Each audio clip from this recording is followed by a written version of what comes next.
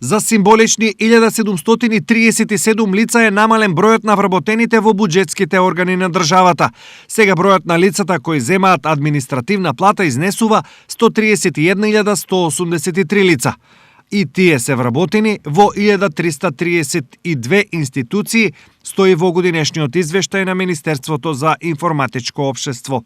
Секогаш оспоруваниот труд на административците кај граѓаните им е познат на политичарите, кои во секоја прилика се трудат да објаснат дека во нивно време на грбот на граѓаните буџетари ќе има помалку. Намалување на бројот на вработени има во органите на државната власт и тоа од 16.522 на 15.945, што е за 557 лица помалку. Објасни Шакири.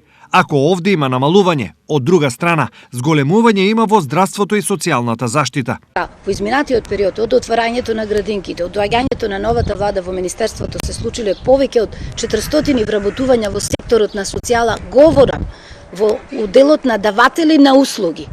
Зборувам даватели на услуги кои што треба да работат со корисниците. Но според министерот Шакири, објаснување има и за ова. Ова покажува дека работите си доаѓаат на свое место и дека вработување има таму каде што е потребно. Дециден е Шакири. Дали е ова доволно објаснување за некаква тенденција е тешко да се каже, зашто никој не верува дека кај нас наскоро тоа може да се случи. Иако во меѓувреме има нешто кое исто така со години сериозно иритира.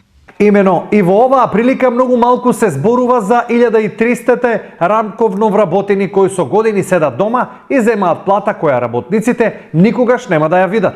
Иако во теке така наречено К5 програма за нивно прераспределување, ефектите досега се неважни за споменување.